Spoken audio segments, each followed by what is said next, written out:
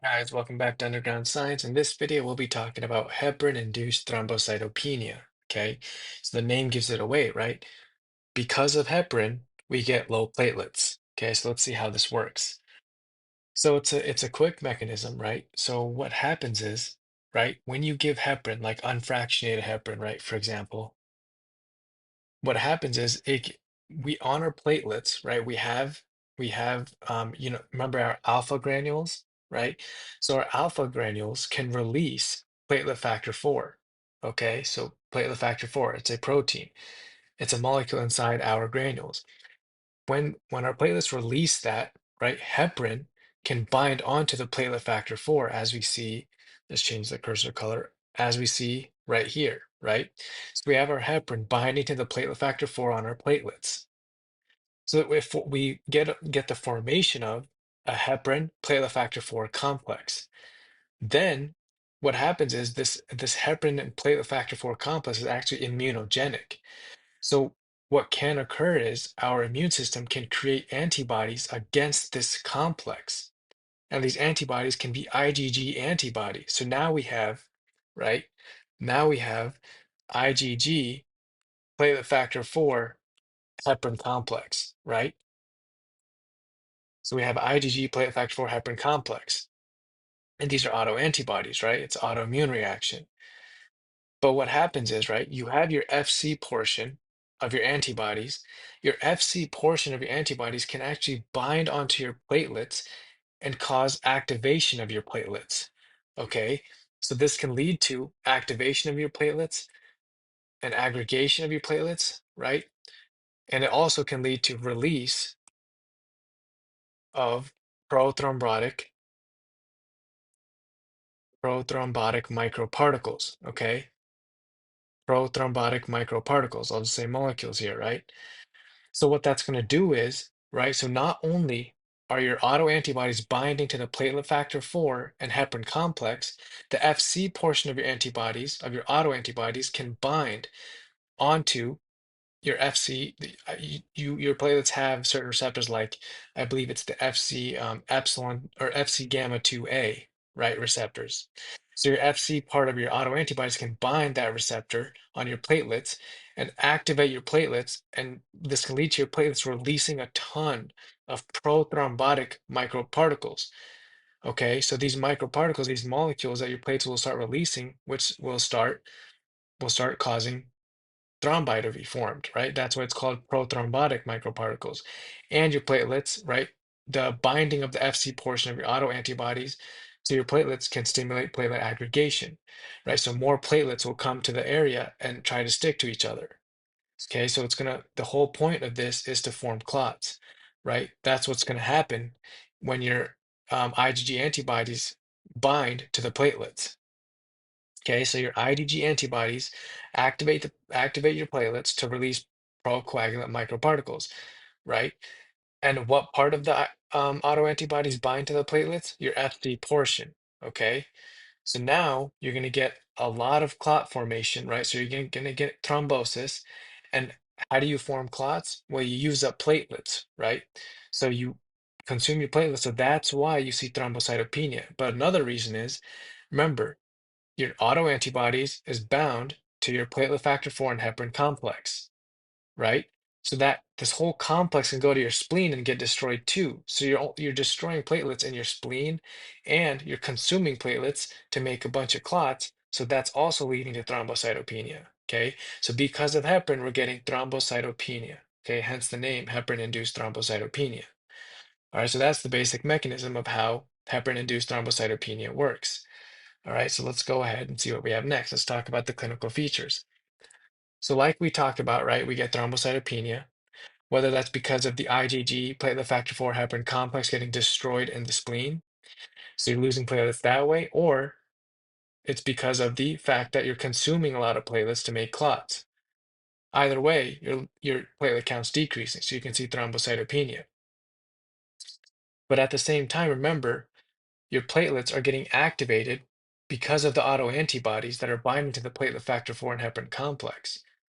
right? Because the IgG part of the autoantibodies can bind your platelets and activate them, which can lead to a ton of clot formation, right? Because your platelets are releasing a bunch of procoagulant microparticles. So you get a lot of thrombosis. Now you get more thrombosis. It's important to know you get more thrombosis seen in your veins than you do in your arteries, okay? So you can see things like deep vein thromboses, pulmonary embolism, right? Myocardial infarction, stroke, and so on. All right. So we have thrombocytopenia, thrombosis, right? Which we said can lead to stroke, MI, pulmonary embolism, deep vein thromboses, right? And then what you can see is skin necrosis at the injection site, right? So if you were giving IV heparin, right? If a patient was receiving IV heparin and they got heparin-induced thrombocytopenia, what you could see is skin necrosis at the injection site. Okay, so that's important to know, right? Because remember, you're really pro-thrombotic in heparin-induced thrombocytopenia. Now you're wondering, okay, well, if you have low platelets, shouldn't you be bleeding? But it turns out in heparin-induced thrombocytopenia, bleeding is not common at all. It's more about the clot formation. Okay, so you can see skin necrosis at the injection site, which is important to know. And the question is, right, will you see if you what about if you do your PTT and your PT, right? Well, remember, the problem isn't that you're decreasing your clotting factors, right? It's just that you're using up your platelets to form thrombi, but you don't have any factor deficiency. Okay, so your PTT and PT should be normal, right?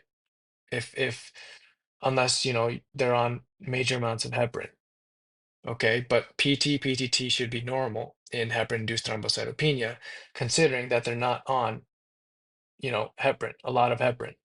Okay, so we see skin necrosis, we see thrombosis, we see thrombocytopenia, right? Which is kind of paradoxical, right? It's low platelets, you'd expect to bleed, but you actually see a lot of clots that are getting formed, a lot of thrombi, right?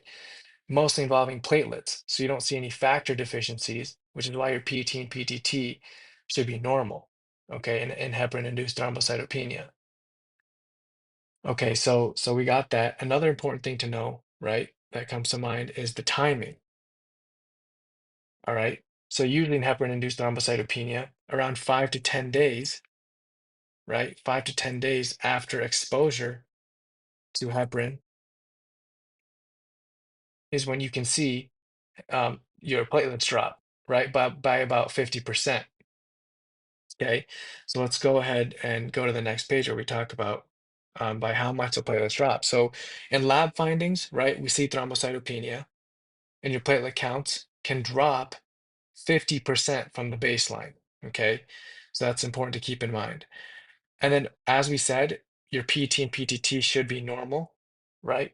Considering the fact that they're not on large amounts of heparin, or still, unless they're still on heparin, I should say, right? But if you're just focusing on this disease, right, heparin-induced thrombocytopenia, this condition, focusing on this condition alone isn't reducing your clotting factors, right? It's you're consuming platelets. So your PT and PTT should be normal and not affected. All right. And then if you were to do, for example, your D dimer, right? Your D dimer may be elevated. Okay.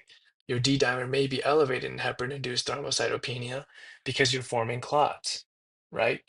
And if you form clots, your body's gonna try to break it down. And we know D dimer is the product of clot breakdown.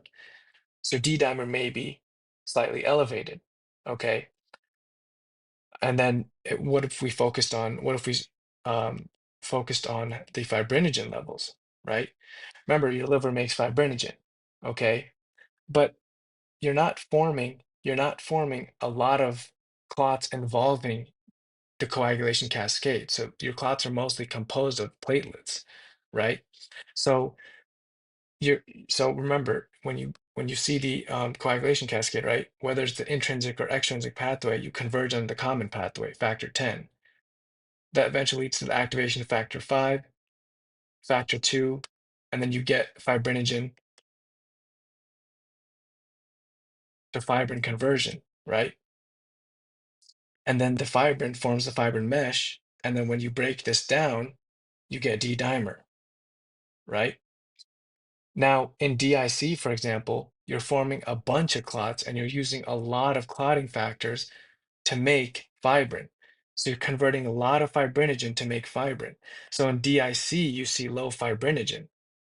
But in heparin-induced thrombocytopenia, right, you're mostly consuming platelets to make to make the clots, right? So then you wouldn't see as much fibrinogen consumption. Okay, so you're likely to see normal fibrinogen levels in heparin-induced thrombocytopenia. We said that fibrinogen levels, right, should be normal, okay, because we're not activating the coagulation cascade as much as you would expect in DIC, for example, where you'd see low fibrinogen, right? But then we said D-dimer may be elevated. So if we're not activating the whole coagulation cascade as much, then how can D-dimer be elevated, right? Because the coagulation cascade leads to fibrin production, and breakdown of fibrin is what increases D-dimer. But we just said we're not activating the coagulation cascade as much in heparin-induced thrombocytopenia, right? That's why our PT and PTT is usually normal, and our fibrinogen is usually normal. But then how do we have elevated D-dimer then?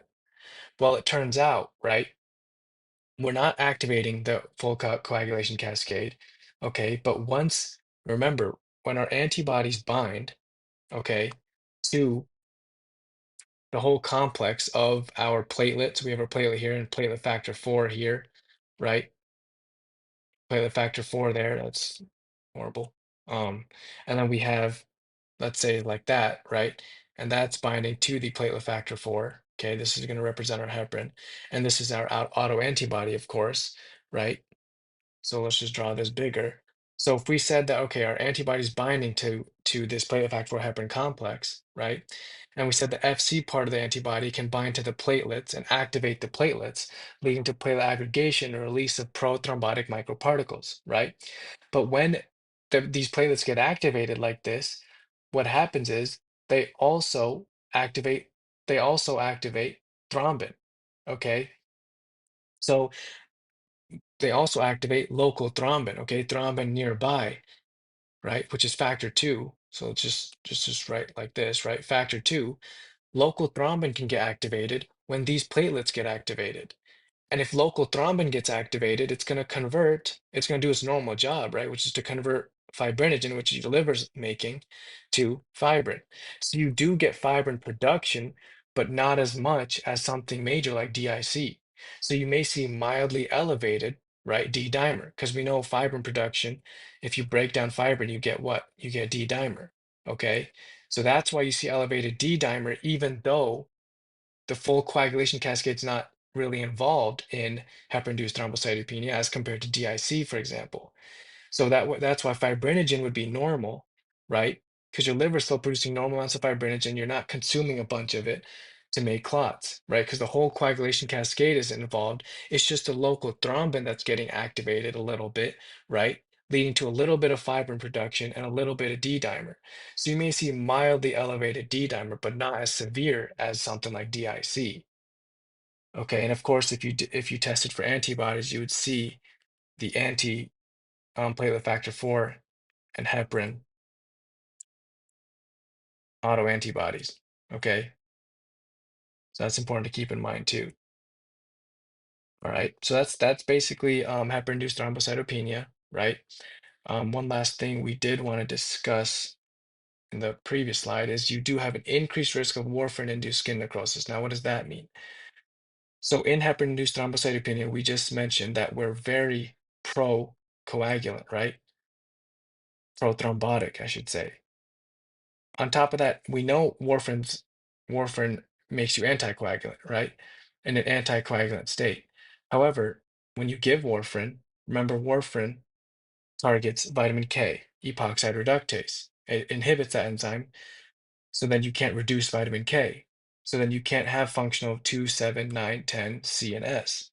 But remember, protein C and S is anticoagulant. When you give warfarin, for example, right, protein C and S degrade first. So So in a certain time frame, right, when you give warfarin, protein CNS degrade first. So for a moment there, you're procoagulant. But if you combine this prothrombotic state with the prothrombotic state of heparin-induced thrombocytopenia, you really increase your risk of skin necrosis. Okay, warfarin-induced skin necrosis. All right. So, and we'll talk about that more when we talk about warfarin. Okay. So, knowing that, we can talk about the treatment. Of course, if you're seeing heparin-induced thrombocytopenia, right, you want to not give heparin anymore and give something else, like a direct thrombin inhibitor, like argatroban. Okay. So yeah, that's basically heparin-induced thrombocytopenia. Hopefully this video wasn't too confusing. Hopefully it helped a little bit. Thank you guys for watching and see you guys in my future videos.